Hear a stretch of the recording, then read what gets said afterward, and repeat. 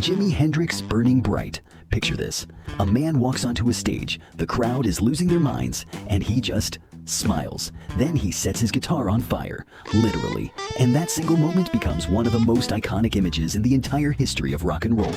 That man is Jimi Hendrix. He only lived 27 years. 27. But in those 27 years, he didn't just play music, he rewired it.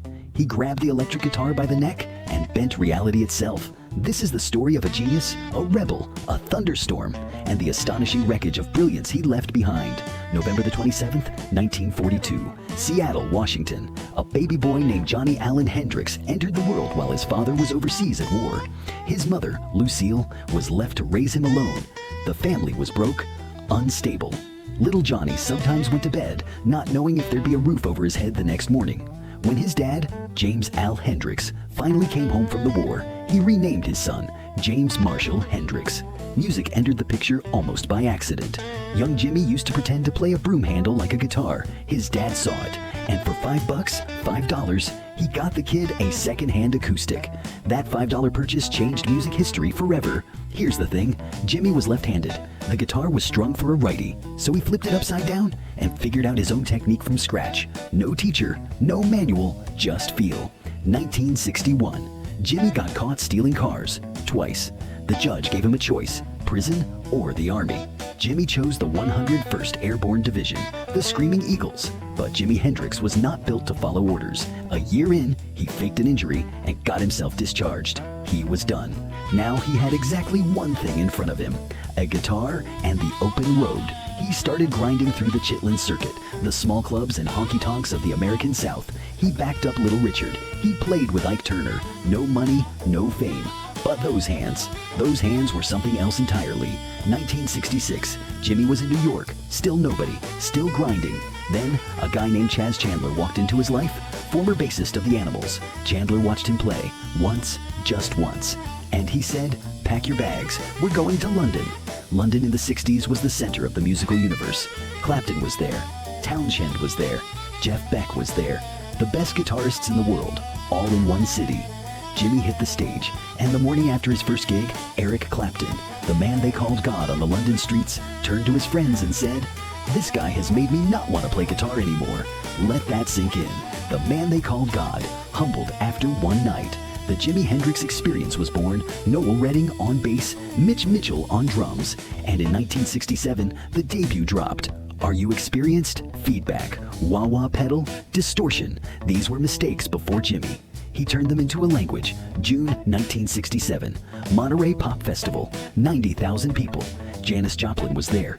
The Who were there. But one moment swallowed the whole night whole. Jimmy walked out, played the set of a lifetime, screaming, howling, dancing with the thing like it owed him money.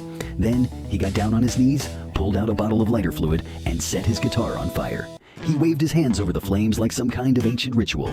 Then he smashed it to pieces and threw it into the crowd. The world never forgot that night. It never will.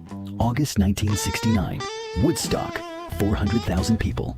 Vietnam is raging. America is bleeding. Jimmy takes the stage at 9 in the morning. Most of the crowd has already gone home. Only the diehards remain, and he plays the national anthem. But he weaves in the sounds of bombs dropping, helicopters screaming, bullets flying through the air. 3 minutes, 52 seconds. No words, no speech, no protest signs, just a guitar saying everything that needed to be said. It remains one of the most powerful political statements in the history of music. Now let's talk about the songs, because the songs are where it gets truly extraordinary. Purple Haze. Jimmy wrote it on a napkin backstage in December 1966. Late night, one sitting. He said he was inspired by a dream, walking underwater, a purple haze surrounding everything. But here's what the musicians know. That chord, the flat 7 sharp 9, the one nobody had ever quite used like that before. That's the Hendrix chord now. One chord. And music theory was never the same. Voodoo Child, the closing track of Electric Ladyland. Jimmy at his most primal, his most unleashed. They recorded it in one take. One. Nobody said, "Let's run that back." That single take is now immortal. Little Wing. This one is Jimmy at his most tender, his most heartbreaking. He said it was inspired by the beautiful souls he met at Monterey, a feeling of pure, weightless love. 2 minutes and 22 seconds. Rolling Stone named him the greatest guitarist of all time, multiple times. Slash Kurt Cobain, John Mayer, Gary Clark Jr., Ernie Isley. Generation after generation, the answer is always the same. Hendrix. The Smithsonian put his guitar in a museum. He was inducted into the Rock and Roll Hall of Fame in 1992, first year of eligibility. And right now, today, Purple Haze is playing somewhere on the radio. Right now, some teenager is picking up a guitar for the first time because they heard that riff. Right now, Jimi is still teaching. Some people live short lives, but they burn so bright that the shadow they leave behind never fades. Jimi Hendrix lived for 27 years, but he played for an eternity, and that conversation is still going. If this video pulled you into that guitar sound and never let you go, like it.